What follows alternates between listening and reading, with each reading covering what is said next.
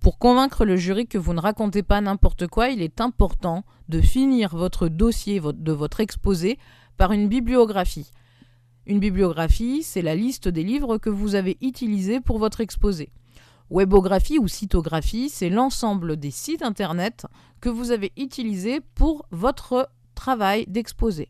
Médiagraphie, c'est donc à la fois une bibliographie et une sitographie. C'est l'ensemble des médias, des supports que vous avez utilisés pour votre exposé. Nous allons voir un exemple de médiagraphie réalisée sur ce travail d'exposé sur lectographie, qui est une ancienne technique d'impression. Sur la dernière page de l'exposé, j'ai mis l'ensemble de mes sources, ici, n'importe comment. Ce n'est pas une bonne bibliographie, ce n'est pas un bon travail.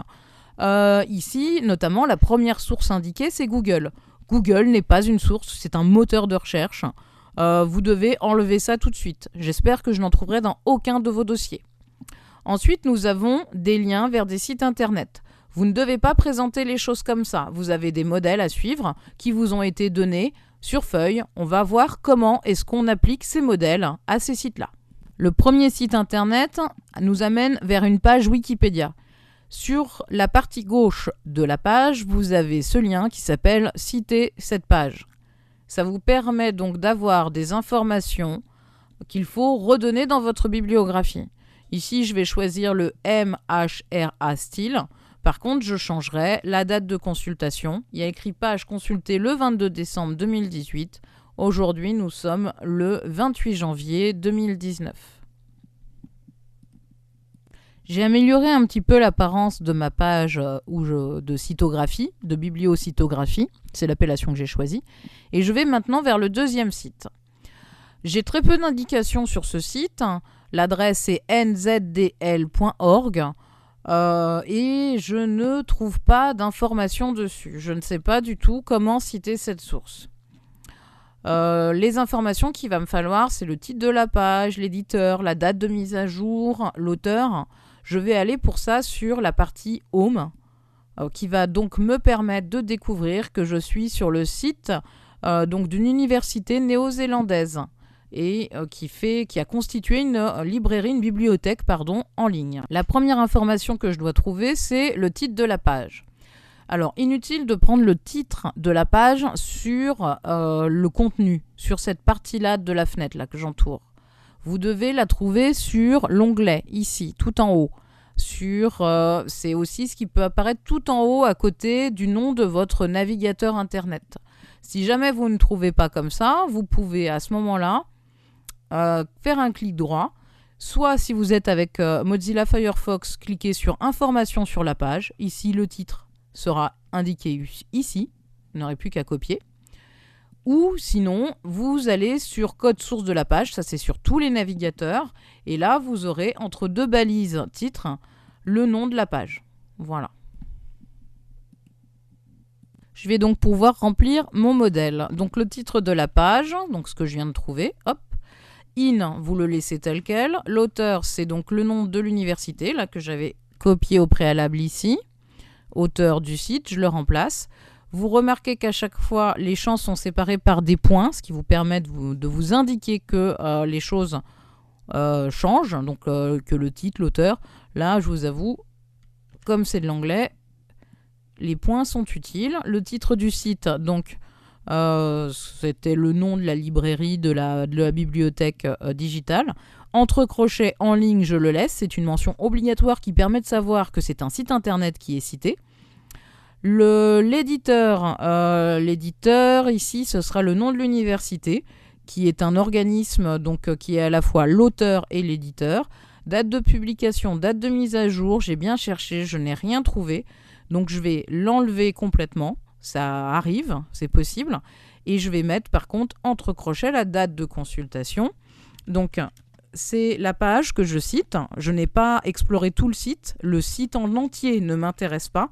C'est juste une seule page, comme pour Wikipédia tout à l'heure. Et donc, je tape la date du jour.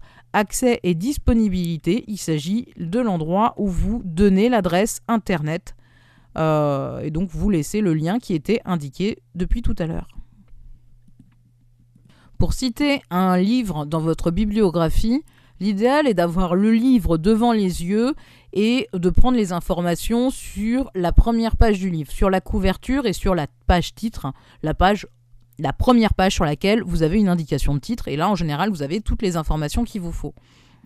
Alors ici, pour la vidéo, je ne vais pas vous montrer de livre, je vais vous montrer plutôt comment trouver des informations même si vous n'avez pas le livre sous les yeux, chose que vous ne devez évidemment pas faire pour votre exposé. Je vous conseille d'utiliser donc les catalogues de bibliothèques. Donc si vous n'avez pas été sur le site des médiathèques du réseau Pleine Commune, c'est dommage, c'est un super outil. Vous pouvez taper ici le nom d'un livre ou alors même le sujet de votre travail pour essayer de trouver un livre et savoir dans quelle bibliothèque du réseau il se trouve. Vous pouvez faire la même chose pour le réseau de bibliothèques parisiennes auxquelles vous avez accès et qui ne sont pas très loin de chez vous non plus. Donc vous tapez ici les mots qui vous intéressent et on vous dira où aller trouver ce livre. Vous avez également d'autres bibliothèques comme par exemple ici la bibliothèque du centre Georges Pompidou où vous ne pouvez pas emprunter les livres mais il y en a énormément en consultation sur place. Je vous conseille également la bibliothèque de la Villette qui est spécialisée dans les sciences, donc après ça dépend de votre sujet. Et moi, ici, j'ai trouvé donc sur mon sujet, sur l'ectographie, j'ai trouvé un livre dans le réseau des bibliothèques parisiennes spécialisées. Je sais que maintenant, ce livre que je veux consulter est à cette bibliothèque-là, dans la salle de lecture, à cette cote. Donc, je peux trouver ce livre sur place sans problème. Ici, on m'indique le titre du livre, l'auteur, l'éditeur, l'année. C'est tout ce qu'il me faut pour citer ce livre. Donc ici, j'ai mis le modèle. Là, je vais donc remplacer nom, prénom par le nom et le prénom de l'auteur que j'ai trouvé sur le site de la bibliothèque spécialisée. Le titre qui est assez long ici, traité, pratique, tout ça. Donc je le remplace par titre, sous-titre, puisque ici, il n'y avait pas de sous-titre. Ça existe, il peut y avoir des livres qui n'ont qu'un titre, pas de sous-titre. Mention d'édition, c'est pareil. Là, c'était inutile, il n'y en avait pas.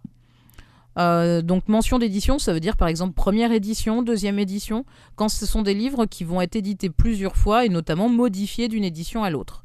Là, la ville, je l'ai, l'éditeur Gauthier Villard. Le nom de la collection, il n'y en avait pas, cet éditeur n'a pas plusieurs collections. L'année, vous voyez, c'est un livre assez ancien, il me manque uniquement le nombre de pages. Dans ce genre de cas, je vous rappelle que vous êtes lycéen, le jury ne vous reprochera pas de ne pas indiquer toutes les mentions de façon rigoureuse. Ici, je vais effacer ce lien qui ne sert à rien puisque ce que j'indique ici, c'est un livre et non pas un site internet. Le deuxième livre que j'ai consulté, je l'ai trouvé sur un site de librairie. Donc, même si au CDI, il n'y avait pas de livre sur mon sujet, j'ai pu aller voir dans les catalogues en ligne de plusieurs bibliothèques où est-ce que je pouvais trouver un livre sur mon sujet.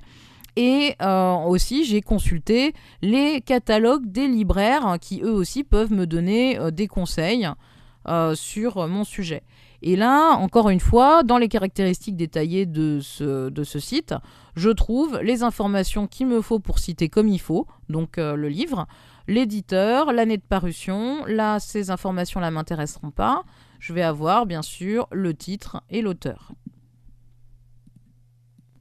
Donc j'ai mis un peu mieux en page, notamment en mettant tous les titres en italique. À la main, si vous ne savez pas faire d'italique, ce qui est plutôt normal, vous soulignez. À l'ordinateur, vous mettez les titres en italique, c'est une norme. Vous remarquez que sur le deuxième livre, j'ai mis collectif à la place d'auteur. Vous ne citez que 3 auteurs maximum. Donc dès qu'il y a plus de 3 auteurs, vous mettez collectif, c'est la norme. Ici, je vais mettre ma vidéo en ligne un peu plus haut. Je trouve qu'elle a plus sa place à la suite des sites internet qu'après les livres. Donc, il va falloir que je trouve l'auteur, le titre de la vidéo, le nom de l'éditeur, date de publication, date de mise à jour, date de consultation. Ça, c'est facile. Vous devez toujours l'indiquer dès que c'est une ressource en ligne. Donc, consulter aujourd'hui le 28 janvier. 2019, disponibilité, accès, comme d'habitude, c'est le lien. Donc le lien, c'est facile, il est là. Je l'avais mis de côté, donc il faut juste que je le remette au bon endroit. Et le site, je l'ai ouvert ici. Alors, c'est donc une vidéo sur l'ectographie. C'est un homme qui vend un ectographe. Il y a des chances que la personne qui est mise en ligne soit l'auteur. Donc, normalement, un peu plus abouti, un travail de recherche complet pour ça. Mais là, il n'y a pas de raison de douter du fait que cette personne soit l'auteur de cette vidéo. Voilà. Et ça marche pas. Je vais le faire plus proprement ensuite. Ensuite, vous avez le nom de la vidéo. Donc là, vous vous en doutez, il n'y a pas de piège non plus. C'est ce qui est indiqué en dessous de la vidéo. Voilà. Et comme c'est un titre, c'est en italique. Vidéo en ligne, ça ne bouge pas. Le nom de l'éditeur, la date de publication. Alors, le nom de l'éditeur, il n'y en a pas. C'est un particulier qui a mis cette vidéo en ligne. Et par contre, la date ici, ajoutée le 18 octobre 2017. Donc, je ne sais pas s'il y a eu des dates de mise à jour, mais a priori, je vais pouvoir mettre qu'une seule date. Donc, le 18, j'ai dit 18 octobre 2017. Voilà. Alors, je vais laisser mis en ligne. Je vais préciser puisque ça peut être une date de mise à jour.